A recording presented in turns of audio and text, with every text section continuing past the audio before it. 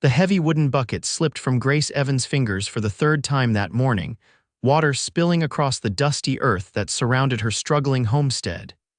She stared at her trembling hands with despair, knowing they wouldn't steady no matter how much she willed them to. 3 weeks since her father's passing, and each day brought new challenges she wasn't equipped to face alone on this unforgiving patch of Wyoming Territory. It was 1879, and at 22, Grace found herself the sole inheritor of a half-built cabin, some livestock, and dreams too big for a woman alone to fulfill. Her father had brought them west from Pennsylvania with promises of prosperity, only to be taken by fever before their new life could truly begin. She wiped her brow with the back of her wrist, leaving a streak of dirt across her forehead. The midday sun beat down relentlessly as she considered the endless list of tasks that needed completing. The garden needed tending, the remaining wall of the cabin needed finishing before winter, and the horse corral had a broken section that needed mending before nightfall. Grace bent to retrieve the bucket once more, ignoring the dull ache in her lower back. 3 sleepless nights spent guarding the property from coyotes after they'd taken one of her precious chickens had left her body crying for rest. "Miss, you all right there?" The deep voice startled her, and Grace whirled around, nearly losing her balance. A man sat atop a chestnut mare at the edge of her property, watching her with a curious expression. He wore the dust of the trail, his broad-brimmed hat casting shadows across features weathered by sun and wind. Not a local she would have remembered a face like his. "I'm fine," she called back, straightening her shoulders despite her exhaustion. "Just clumsy today." The stranger dismounted with fluid grace that spoke of years in the saddle. As he approached, she noticed his eyes clear blue and direct, assessing her predicament with an unnerving accuracy. "Name's Preston Keller," he said, touching the brim of his hat in greeting. "Looking for work in these parts. Wondered if you might point me toward the nearest ranch hiring." Grace hesitated. Strangers weren't to be trusted easily in these parts, but something in his forthright manner gave her pause. "The Harrington place is about 5 miles west," she offered, trying to keep her hands from visibly shaking as she gestured in that direction. "They usually take on hands this time of year." Preston Keller nodded, but his attention had shifted to her hands, then to the half-constructed wall of her cabin, the broken corral, and finally back to her face, which she knew showed every mark of her exhaustion. "Your father around, miss?" He asked, his tone gentle but direct. Grace felt her throat tighten. "He passed 3 weeks ago." Something shifted in Preston's expression, not pity, which she'd come to despise from the few neighbors who'd stopped by, but a quiet understanding. "And you're managing alone." Grace lifted her chin. "I am." Preston looked again at the bucket, then at the cabin. Without another word, he removed his hat, ran a hand through dark hair that curled slightly at the nape of his neck, and said, "I can spare a day's work before moving on." Grace opened her mouth to refuse. Pride was sometimes all she had left, but her trembling hands betrayed her. She thought of the endless tasks of another night without proper sleep, of the vulnerability of being alone. "I can't pay," she said finally. Preston shrugged. "Wasn't asking for payment." "Just a meal, perhaps, if you can spare it." Before she could respond, he had moved past her to the well, drawing up water with efficient movements.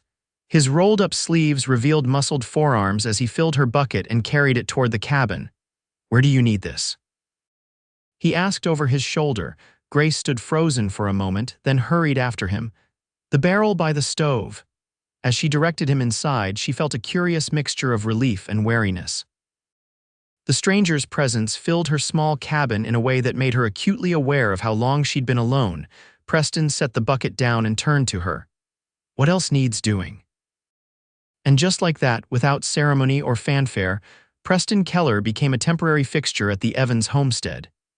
He moved with purpose, repairing the corral with skilled hands while Grace tended to her garden, stealing glances at the stranger who worked with quiet efficiency. By midday, the heat had intensified, and Grace brought him a dipper of water from the well. He drank deeply, nodding his thanks, sweat glistening on his brow. "Been out here long?" he asked, handing the dipper back to her. 8 months, Grace replied. "My father and I came from Pennsylvania last fall." Preston nodded, looking out over the modest property.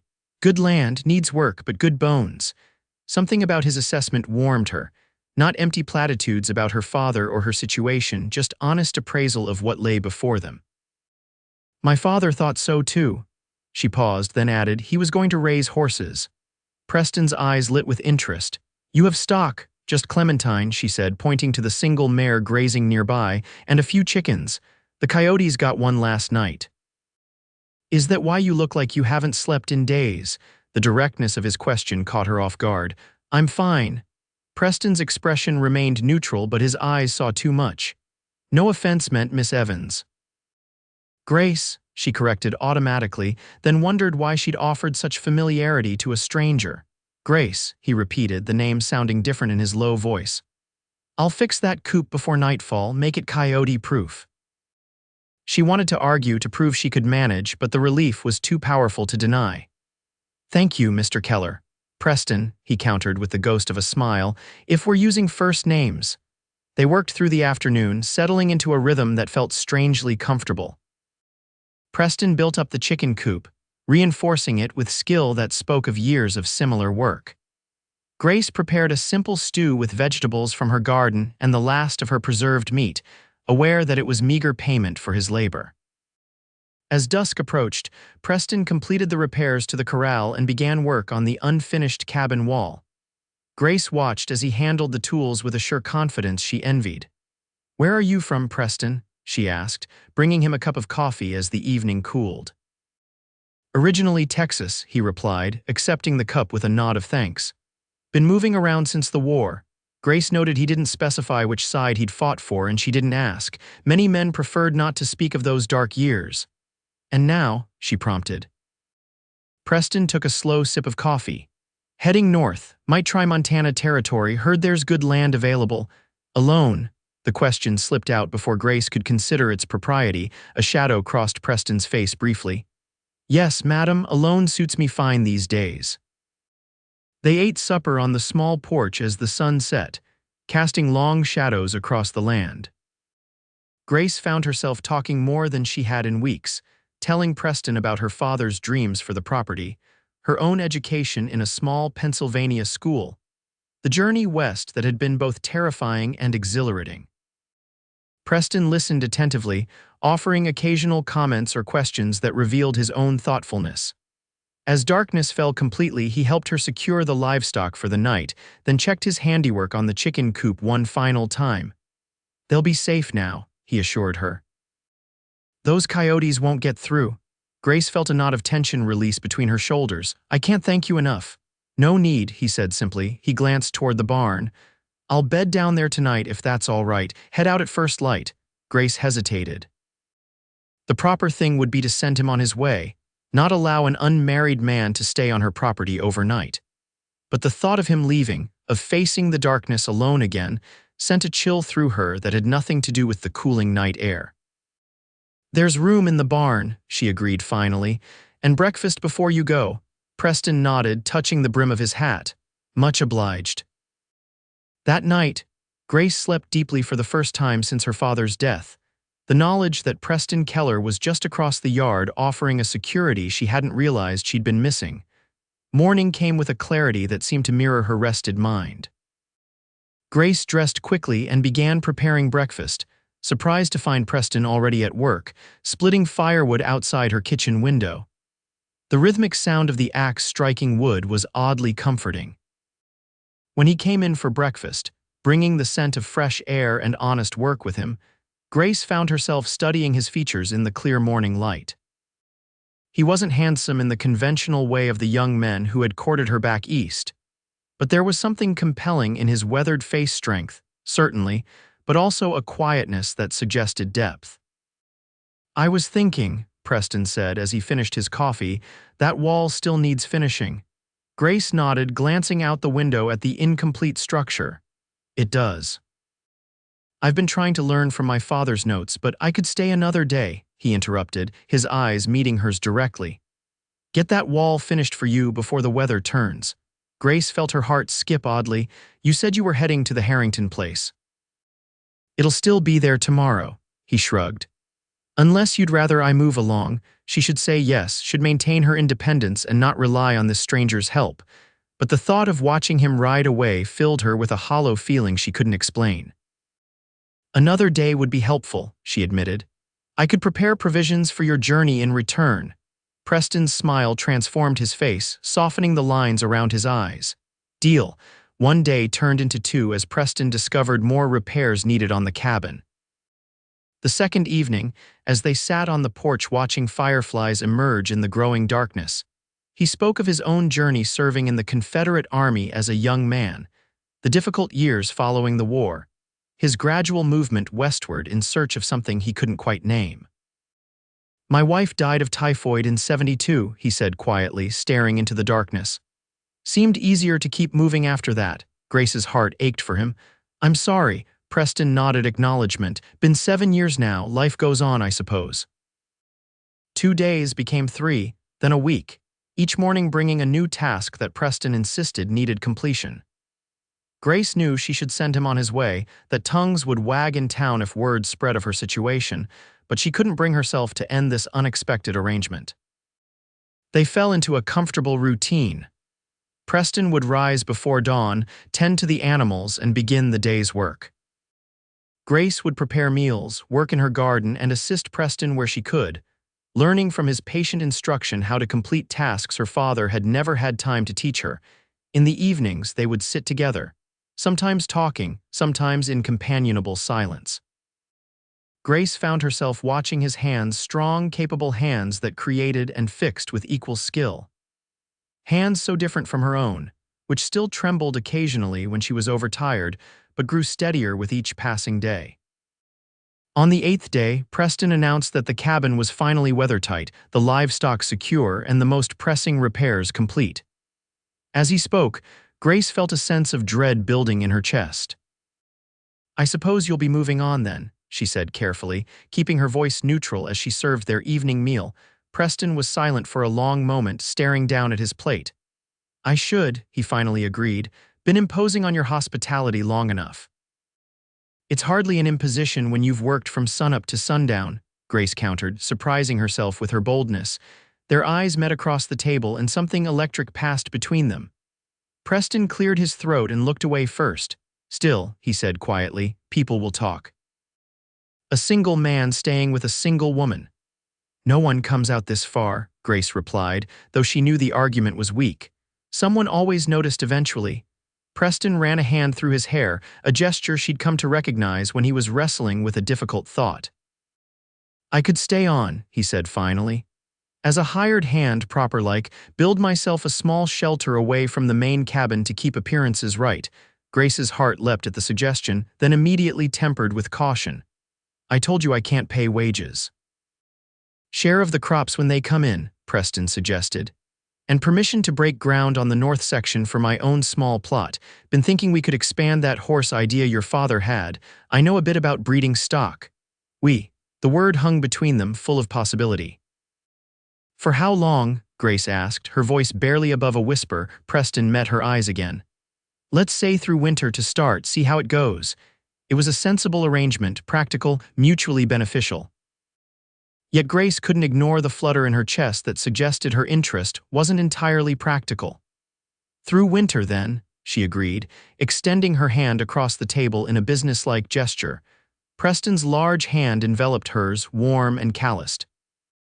He held it perhaps a moment longer than necessary before releasing it with a nod. "I'll start on a shelter tomorrow." True to his word, Preston began construction of a small cabin about 50 yards from the main house the following day. Grace watched from her garden as he laid the foundation, his movements sure and efficient. She was learning to read his moods from his posture, the set of his shoulders, the rhythm of his work. Today he seemed lighter somehow, as if a decision had been made that eased his mind. She understood the feeling her own steps felt more purposeful now that the immediate future held certainty. The weeks passed with increasing comfort between them. Preston's small cabin took shape quickly, a simple one-room structure that would provide adequate shelter through the coming winter.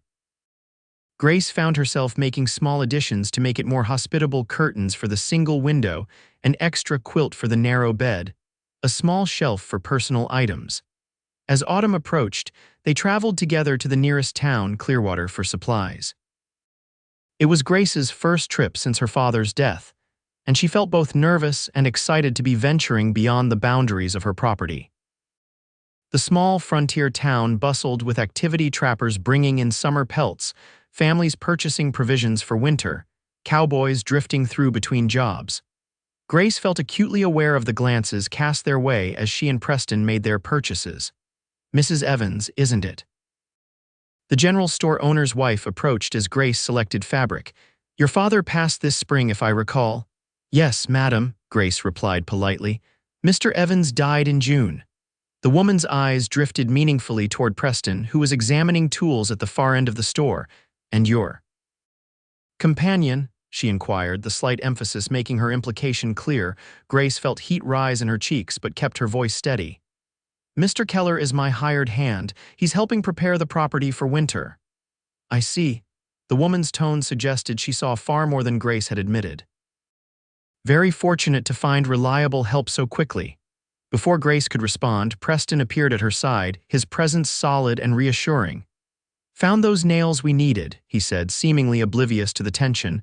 "Anything else we require, Miss Evans?" His formal address was deliberate. Grace knew a small protection of her reputation. She appreciated the gesture, though she suspected the damage was already done in the storekeeper's eyes. "That will be all, thank you, Mr. Keller," she replied with equal formality. As they loaded their purchases into the wagon, Preston glanced at her with concern. "Everything all right? You seem troubled." Grace secured the last bundle before answering. "Mrs. Peterson was curious about our arrangement." Understanding dawned in Preston's eyes. "Ah. Town gossip already at work." "It was inevitable," Grace sighed. "I just didn't expect it to bother me." Preston helped her onto the wagon seat before climbing up beside her. As he took the reins, his shoulder brushed against hers, a casual contact that nonetheless sent warmth spreading through her. "Does it bother you?" he asked quietly as they pulled away from the hitching post. Grace considered the question honestly. "Not for my sake," she admitted, "but I wouldn't want to damage your reputation." Preston's laugh was unexpected, a rich sound that made her smile despite her concerns. "Grace Evans, my reputation was settled long ago. I'm a drifter and a former rebel soldier. Town gossips can hardly diminish that." His use of her full name sent a pleasant shiver through her. They rode in silence for several minutes before he spoke again, his voice more serious. "But yours matters. If my presence is causing difficulties—" "No," Grace interrupted, the word emerging more forcefully than she intended. More softly, she added, "No, I don't care what they think." Preston studied her profile for a long moment before returning his attention to the road. "Good," he said simply. That night, after they returned to the homestead and unloaded their supplies, Grace stood on her porch watching as Preston walked toward his nearly completed cabin. The distance between their dwellings seemed both proper and unbearable. "Preston," she called impulsively. He turned, his figure outlined against the sunset. Yes, words failed her momentarily. What was she intending to say? "Come back, stay closer," something reckless and inappropriate, certainly. "Thank you," she said instead. For today, even at a distance, she could see his smile. "My pleasure, Grace. Sleep well." As autumn deepened, the land around them transformed, grasslands turning golden in the fading light. Preston and Grace worked together, preparing for the coming winter, harvesting the garden's bounty, preserving food, gathering firewood, securing the buildings against snow and wind. Their evenings often found them sharing the main cabin's warmth, with Preston joining Grace for supper before retiring to his own shelter. These hours became precious to Grace, filled with conversation that ranged from practical matters to deeper subjects, books they had read, places they had seen, dreams they still harbored. One evening, as the first snow flurries danced outside the windows, Preston mentioned his plans to travel to Cheyenne when spring arrived to inquire about quality horses. "If we're to start breeding properly, we'll need better stock than just Clementine, though she's a fine mare," he explained, sketching a rough plan for expanded corrals on a scrap of paper. Grace noticed his continued use of "we" with a warm feeling that had become familiar in his presence. "You think that far ahead, then?" she asked carefully. To spring, Preston's hand stilled on the paper and he glanced up at her, his expression unreadable in the lamplight. "I do," he said finally, "unless you've grown tired of my company." Grace shook her head quickly. No, not at all. Something shifted in Preston's eyes, a softening, a question, perhaps. Good, he said quietly, because I find myself thinking of this place as home. First time in many years I've felt that way. The simple admission touched Grace deeply. I'm glad, she whispered. They sat in weighted silence, the crackling fire and the wind outside the only sounds in the small cabin. Preston's gaze dropped to her hands, which rested on the table between them. Your hands don't shake anymore, he observed. Grace looked down, surprised to realize he was right. I suppose they don't. You're stronger than you know, Grace Evans, Preston said, his voice low and certain. The compliment warmed her from within. Or perhaps I just haven't been alone. Their eyes met again, and this time the connection lingered, charged with unspoken feelings that had been building over the weeks. Grace felt her breath catch as Preston reached across the table, his fingertips lightly touching the back of her hand. The contact was brief, almost tentative, before he withdrew, standing abruptly. It's getting late. I should let you rest. Grace wanted to protest, to ask him to stay longer, but she merely nodded, aware of boundaries that still needed respecting. Good night, Preston. He paused at the door, hat in hand, snowflakes catching in his dark hair as he opened it. Good night, Grace. Winter descended in earnest, blanketing the land in white. The days grew shorter, the work less demanding but more focused on survival, keeping paths clear, ensuring animals were fed and watered, maintaining a constant supply of firewood. On the coldest nights, Grace would lie awake in her bed, listening to the wind howl outside, thinking of Preston in his small cabin and wondering if he was warm enough. She had offered him the main cabin's spare room during particularly fierce storms, but he had gently refused, insisting on maintaining proprieties. Tongues wag enough as it is, he'd explained, though his eyes had held regret that matched her own. 2 days before Christmas, a blizzard unlike any Grace had experienced swept across the territory. By midday, visibility had dropped to mere feet, and the cold was bone-chilling. Grace stoked her fire higher, worry gnawing at her as she thought of Preston making his way from the barn after tending the livestock. When the door finally burst open, Preston entered in a swirl of snow, his face red from cold, ice crusting his beard. Grace hurried to help him remove his frozen outer garments. It's brutal out there, he managed through chattering teeth. Animals are secure, but I'm concerned about the temperature dropping further tonight. Grace guided him to the chair nearest the fire. You're staying here, she said firmly, brooking no argument. I won't have you freezing to death for the sake of appearances. Too cold to object, Preston merely nodded, extending his hands toward the flames. Grace heated coffee and brought him a blanket, hovering anxiously until color returned to his face. Thank you, he said finally, looking up at her with gratitude that quickly shifted to concern. What's wrong? Grace hadn't realized tears had formed in her eyes until he mentioned them. She wiped them away quickly. I was worried, she admitted, when you didn't come sooner. Preston's expression softened. He reached for her hand, this time without hesitation. I'm all right, thanks to you. They remained by the fire as the storm raged outside, talking quietly as daylight faded to evening. Grace prepared a simple meal which they shared at the table, candles providing gentle illumination as the wind continued its assault. When it came time to retire, Grace hesitated. You can take my father's room, she offered. The bed's made up. Preston nodded his thanks, though a flush that had nothing to do with the fire colored his cheeks. They both understood the impropriety of the situation, even as they recognized its necessity. Good night then, Grace said, lingering in the doorway of her own room. Sleep well, Preston replied, his gaze holding hers for a long moment before he turned toward the other bedroom. Grace lay awake for hours, acutely aware of Preston's presence just down the short hallway. The storm provided a strange cocoon around them, isolating their small cabin from the rest of the world and creating an intimacy that both thrilled and frightened her. Near dawn, she woke to the sound of movement. The storm had quieted, and Preston was stoking the main room's fire, already dressed for the day's work. Sorry to wake you, he said when he noticed her watching from her doorway. Wanted to get the fire going before heading to check on the animals. Grace pulled her shawl tighter around her shoulders. Is it still bad out there? Storms passed but left plenty of snow behind.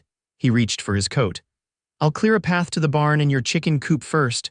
Wait, Grace said. Have some coffee before you go. He paused, then nodded. That would be welcome.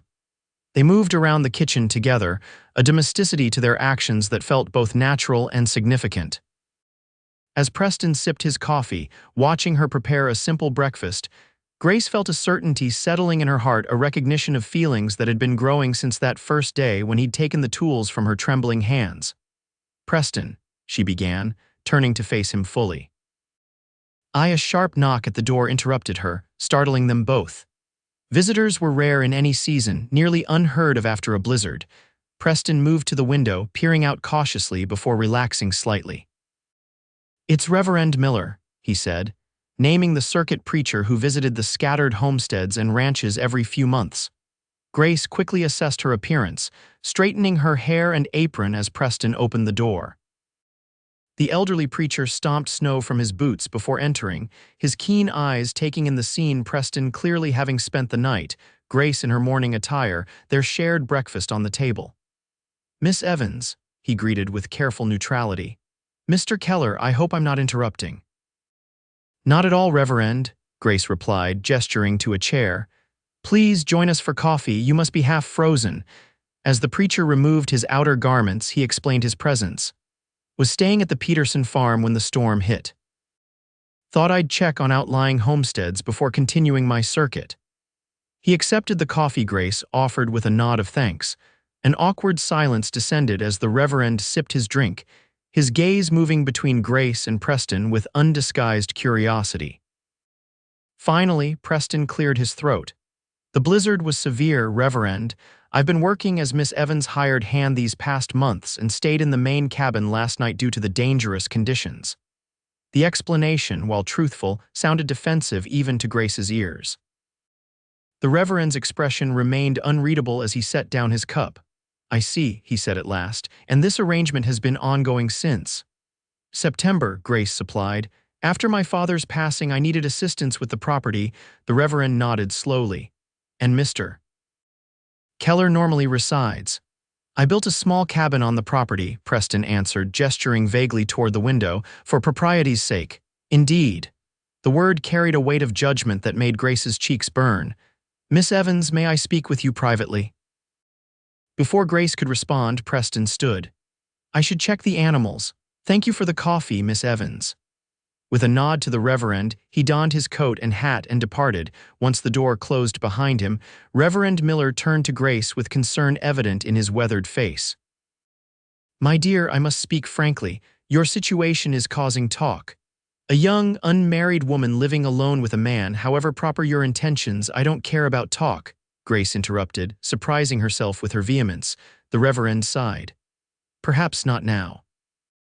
But reputations, once damaged, are difficult to repair. I understand your predicament after your father's passing, but there are other solutions that would preserve your good name. Such as, Grace asked, though she suspected she knew what was coming. The widow Harrington has offered to take you in, or there's the possibility of a marriage of convenience with one of the eligible men from town. Grace felt a chill that had nothing to do with the winter air outside.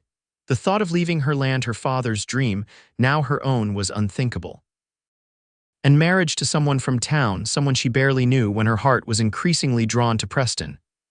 I appreciate your concern, Reverend, she said carefully, but I'm managing well here. Mr. Keller has been nothing but respectful and his help has been invaluable. The Reverend studied her face, his expression softening slightly. I can see your mind is made up, but consider at least formalizing the arrangement in some way that society would recognize. His meaning was clear, and Grace felt her pulse quicken at the suggestion. That would be Mr. Keller's decision as much as mine, she said softly. Indeed. The Reverend rose, reaching for his coat. I'll be passing through again in the spring. Perhaps by then matters will have resolved themselves one way or another. After seeing the preacher off, Grace stood on the porch, watching as Preston worked in the distance, clearing paths through the deep snow. His strong figure moved with purpose, his breath visible in the cold morning air. The Reverend's visit had forced into the open questions that had been building between them for months, questions about the future, about their relationship, about possibilities neither had dared voice aloud. When Preston returned to the cabin later that morning, his expression was guarded. "What did the Reverend have to say?" he asked, stomping snow from his boots. Grace poured him fresh coffee before answering. "He expressed concern about our arrangement, offered alternatives." Preston's jaw tightened. "Did he now?" "Yes, none of which I'm inclined to accept." Their eyes met, and Grace saw relief flash across Preston's features before he carefully schooled his expression. "I see." Grace took a deep breath, gathering her courage. "He also suggested we might formalize our arrangement." Preston went very still, the coffee mug halfway to his lips. "Formalize," he repeated, the word heavy with implication. "Yes." He set the mug down slowly, his eyes never leaving hers. "And what did you tell him?" "That it would be your decision as much as mine." A long silence stretched between them, broken only by the crackle of the fire and the distant howl of the wind picking up again outside. Finally, Preston spoke, his voice rough with emotion. "Grace, I came here a drifter with nothing to offer a woman like you except hard work and a troubled past." "That's not true," she countered, taking a step toward him. "You've offered companionship when I was alone, strength when I was weak, and hope when I had none." Preston's expression softened. "You never needed my strength, you had your own all along." "Perhaps," she acknowledged. "But I've come to need you." The admission cost her considerable pride, but Grace knew it was true. Somewhere between that first day when he'd taken the tools from her trembling hands and now, Preston Keller had become essential to her happiness. Preston crossed the room in 2 strides, stopping just short of touching her. "I've been fighting this since the day I met you," he admitted, his voice low and intense. "Telling myself you deserved better than a worn-out cowboy with nothing to his name." "I don't want better," Grace whispered. "I just want you." His hands came up to frame her face, calloused palms gentle against her skin. "Grace Evans," he murmured, "are you asking me to marry you?" A smile trembled on her lips. "I believe I am." "Then my answer is yes," Preston said simply, before lowering his mouth to hers in a kiss that held all the warmth of a homecoming. The winter passed in a blur of preparation and anticipation. With the Reverend gone until spring, they maintained their separate residences, though the boundaries between them softened. Their evenings together lengthened, their conversations deepened, and occasional kisses, sweet, searching, and increasingly urgent, punctuated their days. They planned their future together, expanded corrals for the horses Preston would acquire, additions to the main cabin for the family they both hoped for, crops they would plant when the snow melted. By mutual agreement, they decided to wait for the Reverend's return in the spring for their marriage ceremony. The delay was practical. Travel was difficult in winter, and they wanted Grace's few friends from town to attend, but also gave them time to truly know each other, to be certain of their choice. January brought a fierce cold snap that tested their resources and resilience. February saw improved weather but dwindling supplies, necessitating a challenging trip to town that they undertook together. March arrived with the first hints of thaw, patches of earth emerging from beneath the snow like promises of renewal. In town, they faced the expected gossip with united dignity. Preston purchased a simple gold band from the general store, officially announcing their engagement to the community. The news was met with reactions ranging from genuine congratulations to barely disguised relief that propriety would finally be satisfied. As April brought the first wildflowers, word reached them that Reverend Miller would be passing through the following week. Grace cleaned the cabin thoroughly, washed her best dress, and baked special treats for the small gathering they planned. The night before the Reverend's expected arrival, Preston came to the main cabin for supper as usual. There was a nervous energy between them, an awareness that tomorrow would change their lives irrevocably. "Are you certain?" Preston asked as they sat together on the porch afterward, watching stars emerge in the clear spring sky. "It's not too late to change your mind." Grace took his hand, tracing the lines that work and weather had etched into his skin. "I've never been more certain of anything," she assured him. "And you?" Preston's answer was to pull her closer, his kiss conveying everything words could not: devotion, desire, and absolute certainty. The wedding itself was simple but meaningful. Reverend Miller performed the ceremony in front of the cabin, with the Petersons, Harringtons, and a few other neighbors in attendance. Grace wore her mother's locket with her blue dress, and Preston had a new shirt that made his eyes appear even bluer than usual. Their vows were straightforward, promises to love, honor, and cherish one another through whatever life might bring. When Preston slipped the gold band onto Grace's finger, his hands were steady and sure, so different from her trembling ones on the day they'd first met. "I now pronounce you husband and wife," Reverend Miller declared, his earlier concerns apparently satisfied by the proper resolution of their situation. The small gathering celebrated with food and conversation, neighbors offering gifts of preserves, seeds for planting, and practical household items. As the afternoon waned, guests began departing for their own homes, leaving the newlyweds to their privacy. When the last wagon disappeared down the lane, Preston turned to Grace, a question in his eyes. "Welcome home," she said softly, extending her hand to him. He took it, raising her fingers to his lips. "Home," he repeated, the word containing worlds of meaning. That night, they discovered each other fully for the first time, their coming together as natural as their partnership had become. Preston's touch was reverent, his patience infinite as they learned the language of each other's bodies. Grace found a boldness she hadn't known she possessed, her desire for him overcoming shyness and inexperience. Afterward, lying in each other's arms as moonlight spilled through the curtains, Preston traced lazy patterns on her bare shoulder. "I never thought I'd find this again," he admitted quietly. "After Sarah died, I believed that part of my life was over." Grace raised herself on one elbow to see his face, and now his smile was tender in the dim light. "Now I know better, life doesn't end with loss. It begins again, different but no less precious." She laid her head on his chest, listening to the steady rhythm of his heart. "I thought I'd lost everything when my father died. I never imagined that same loss would lead me to you." Preston's arms tightened around her. "We'll build something good here, Grace. Together." The spring and summer that followed were filled with hard work and immeasurable joy. True to his word, Preston traveled to Cheyenne in May, returning with 2 quality mares to begin their breeding program. Grace planted an expanded garden, preserving the bounty for the coming winter. They worked side by side as they had before, but now with the intimacy of husband and wife sharing not only tasks and goals, but private smiles, casual touches, and nights wrapped in each other's embrace. By autumn, Grace's dresses needed letting out to accommodate the child growing beneath her heart. Preston's protective instincts intensified, though he respected Grace's determination to continue with her usual tasks as long as she was able. "I'm with child, not made of glass," she would remind him when his concern became too stifling, though his attentiveness touched her deeply. That winter was easier than the last, their preparation more thorough, their cabin warmer with improvements Preston had made.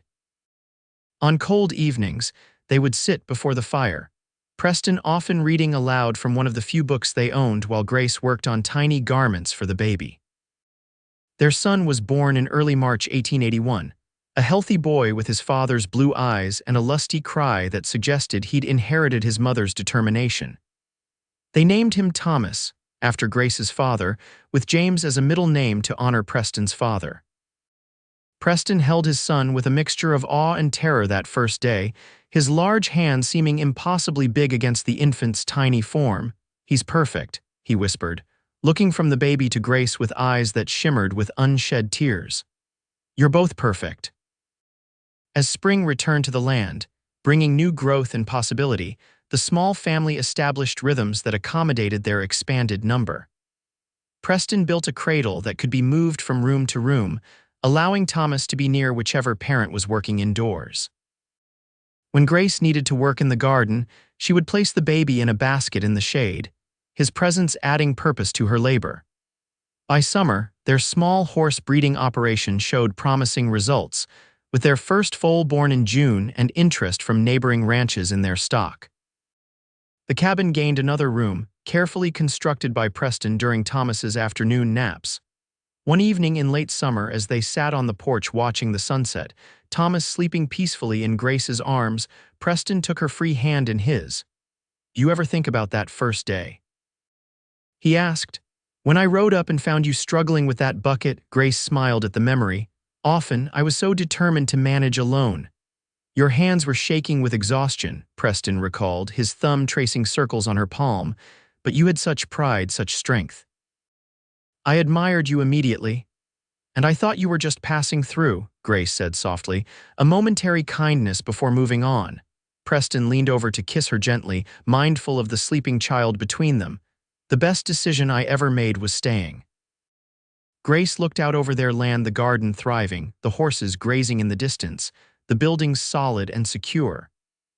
Then back to her husband, his face now as familiar to her as her own, and down to their son, the physical manifestation of their love. And my best decision was letting you, she whispered.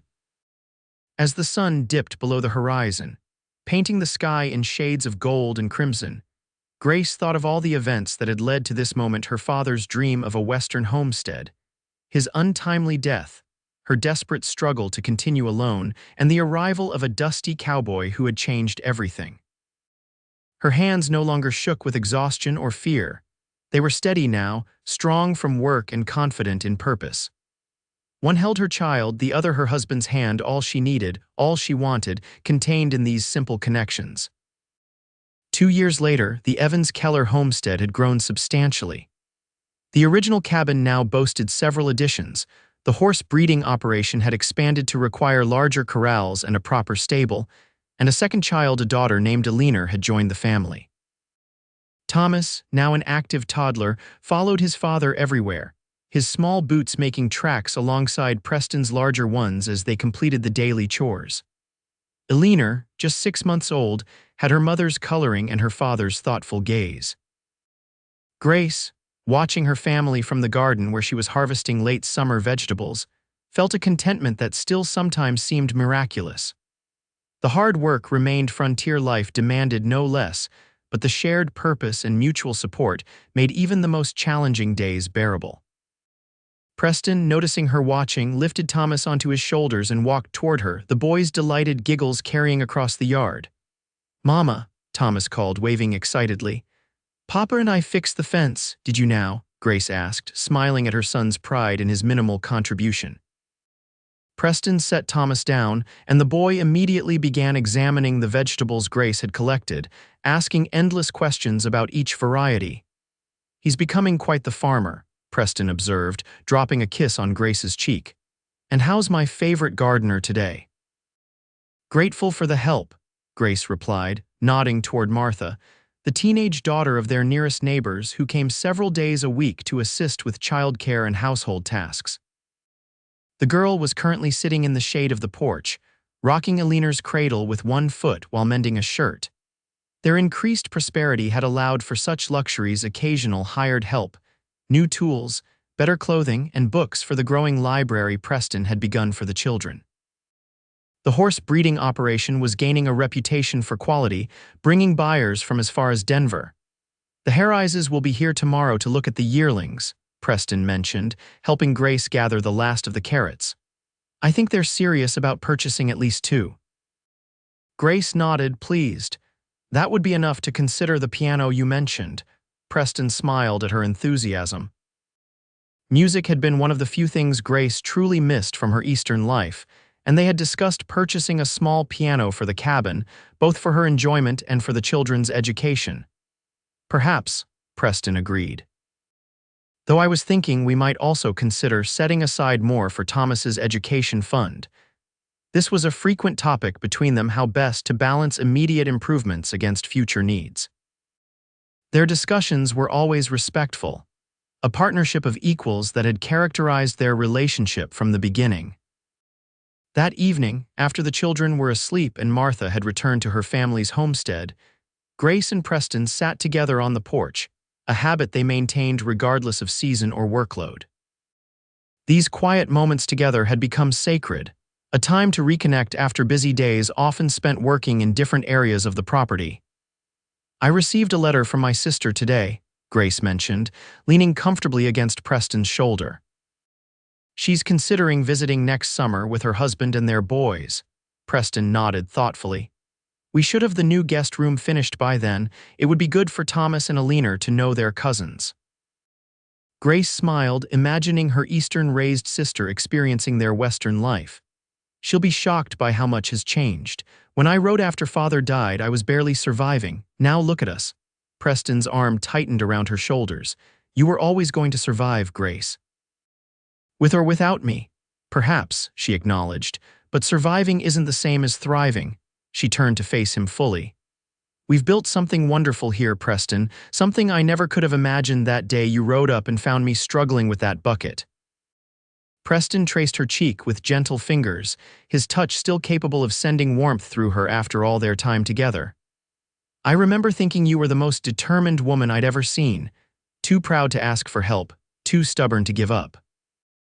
And you were the first person who didn't offer pity," Grace recalled.